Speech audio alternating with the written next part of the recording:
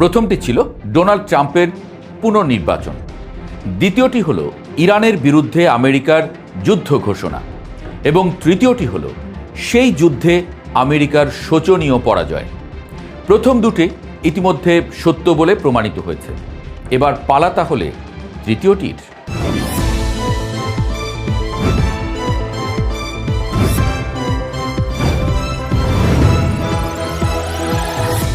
ভূরাজনৈতিক বিশ্লেষক হিসেবে অতি পরিচিত মুখ অধ্যাপক জিয়াং।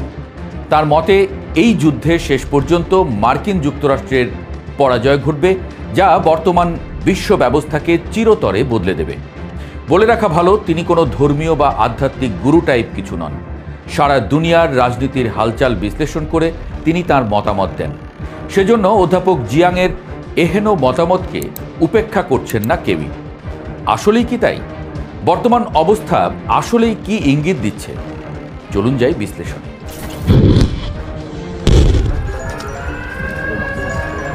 ইরান গত ২০ বছর ধরে অত্যন্ত সুশৃঙ্খলভাবে এই সংঘাতের জন্য নিজেকে প্রস্তুত করেছে। তাদের সামরিক কৌশল কেবল প্রচলিত যুদ্ধের মধ্যে সীমাবদ্ধ না রেখে তারা একে একটি আদর্শিক এবং অস্তিত্ব রক্ষার লড়াই হিসেবে গ্রহণ করেছে।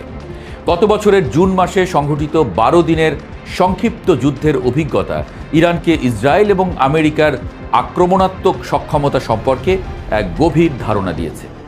তারা তাদের প্রক্সি বাহিনীর মাধ্যমে আমেরিকার রণকৌশল এবং মানসিকতা নিখুঁতভাবে বিশ্লেষণ করেছে। এই দীর্ঘ প্রস্তুতি ইরানকে বর্তমানের যুদ্ধে এক অনন্য সুবিধা এনে দিয়েছে, যেখানে তারা জানে ঠিক কোথায় এবং কিভাবে আঘাত করলে পেন্টাগনের মতো বিশাল সামরিক শক্তিকেও দিশেহারা করে দেওয়া সম্ভব। বর্তমান সংঘাতের একটি অত্যন্ত ভয়াবহ দিক হল ইরানের অর্থনৈতিক যুদ্ধ কৌশল। তারা কেবল সরাসরি সামরিক লক্ষ্যবস্তুতে আঘাত করছে না, তারা বিশ্ব অর্থনীতির প্রাণকেন্দ্র হিসেবে পরিচিত গালফ কোঅপারেশন কাউন্সিল বা জিসিসিভুক্ত দেশগুলোর উপরে চাপ সৃষ্টি করছে।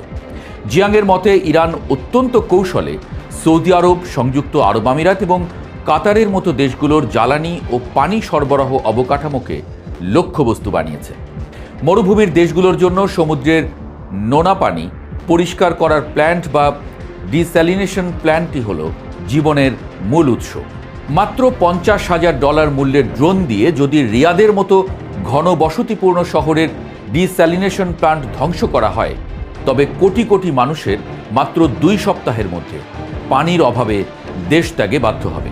ইরান মূলত এই দেশগুলোর অস্তিত্বকেই হুমকির মুখে ফেলে দিয়ে আমেরিকাকে এক কঠিন কূটনৈতিক এবং অর্থনৈতিক ফাঁদে ফেলতে চেষ্টা করছে। আমেরিকার অভ্যন্তরীণ অর্থনীতির দিকে তাকালে দেখা যায় এটি এখন মূলত একটি বিশাল বিনিয়োগ চক্রের উপরে দাঁড়িয়ে আছে। গালফ রাষ্ট্রগুলো তাদের তেল বিক্রি করে যে পেট্রোডলার অর্জন করে তা পুনরায় আমেরিকার শেয়ার বাজার এবং বর্তমানের বহুল আলোচিত এআই প্রযুক্তিতে বিনিয়োগ করে। অধ্যাপক জিয়াং দাবি করেন, আমেরিকার বর্তমান এআই বুদবুদ এবং সামগ্রিক অর্থনৈতিক স্থিতিশীলতা এই বিনিয়োগের উপরে নির্ভরশীল। যদি ইরান এই অঞ্চলে তেলের প্রবাহ বন্ধ করে দিতে পারে বা পেট্রোডলারের প্রবাহে বিঘ্ন ঘটায়, তবে আমেরিকার শেয়ার বাজারে ধস নামা অনিবার্য।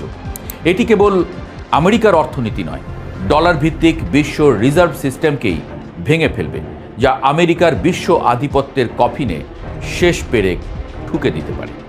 সামরিক সরঞ্জাম ও প্রযুক্তির অসম লড়াই বর্তমান যুদ্ধের একটি বড় দিক। আমেরিকার সামরিক শিল্প কমপ্লেক্স মূলত বিংশ শতাব্দীর স্নায়ুযুদ্ধের জন্য ডিজাইন করা হয়েছিল, যেখানে অত্যাধুনিক এবং আকাশচুম্বী দামের প্রযুক্তির মহড়া দেওয়া হতো। কিন্তু একবিংশ শতাব্দীর এই যুদ্ধে ইরান অত্যন্ত সস্তা কিন্তু কার্যকর ড্রোন এবং ক্ষেপণাস্ত্র প্রযুক্তি ব্যবহার করছে, যেখানে এক একটি ইরানি ড্রোনের দাম মাত্র $৫০,০০০। সেখানে সেটিকে ধ্বংস করতে আমেরিকাকে এক একটি ইন্টারসেপ্টর মিসাইলের পেছনে মিলিয়ন মিলিয়ন ডলার খরচ করতে হচ্ছে। সম্প্রতি দেখা গেছে একটি মাত্র ইরানি মিসাইল রুখতে 11টি ইন্টারসেপ্টর ব্যবহার করেও আমেরিকা সফল হতে পারেনি। এই যে খরচের ভারসাম্যহীনতা, তা আমেরিকার সামরিক মজুদকে দ্রুত শূন্য করে দিচ্ছে।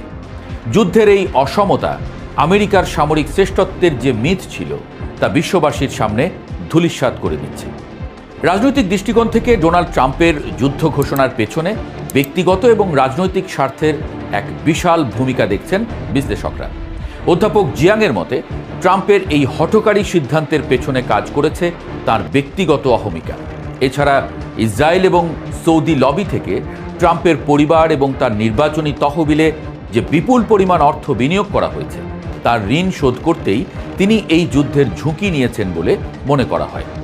আরও গভীর বিশ্লেষণ অনুযায়ী যুদ্ধের এই জরুরি অবস্থাকে কাজে লাগিয়ে ট্রাম্প দেশে জরুরি অবস্থা জারি করতে পারেন এবং সংবিধান সংশোধন করে বা নির্বাচন পিছিয়ে দিয়ে তৃতীয় মেয়াদে ক্ষমতায় থাকার পথ সুগম করতে পারেন। এটি আমেরিকান গণতন্ত্রের ভেতরেও এক বড় ধরনের অস্থিরতা সৃষ্টি করার ক্ষমতা রাখে। অধ্যাপক জিয়াং আরও এক ধাপ এগিয়ে বৈশ্বিক ক্ষমতার পর্দার আড়ালের শক্তির কথা উল্লেখ করেছেন। তিনি দাবি করেন যে বিশ্বের শাসন ব্যবস্থার মূলে থাকা কিছু গোপন গোষ্ঠী বা সোসাইটি একটি নির্দিষ্ট আধ্যাত্মিক লক্ষ্য নিয়ে এগোচ্ছে। তাদের কাছে মধ্যপ্রাচ্যের এই সংঘাত কেবল একটি রাজনৈতিক সংঘাত নয়, এটি তাদের বিশ্বাস অনুযায়ী বিশ্ব ব্যবস্থার আমূল পরিবর্তনের একটি পূর্ব পরিকল্পিত ধাপ। যদিও এই বিষয়টি সাধারণ মানুষের কাছে অবিশ্বাস্য মনে হতে পারে, কিন্তু ভূরাজনৈতিক প্রেক্ষাপটে এই গোষ্ঠীগুলোর প্রভাব অস্বীকার করার উপায় নেই। তারা মনে করে এই যুদ্ধের মধ্য দিয়ে বর্তমান ডলার ভিত্তিক বিশ্ব ব্যবস্থার পতন ঘটবে এবং একটি নতুন বহুমুখী বা মাল্টিপোলার বিশ্ব ব্যবস্থার উদ্ভব হবে, যেখানে আমেরিকার একক মাতব্বরী আর বজায় থাকবে না। বর্তমান ইরান, ইসরায়েল এবং আমেরিকার এই ত্রিভুজমুখী সংঘাত কেবল অস্ত্রের লড়াই নয়, এটি বিশ্ব অর্থনীতির মেরুদণ্ড ভাঙার এক পরিকল্পিত মহড়া, এমনটাই দাবি বিশ্লেষকদের।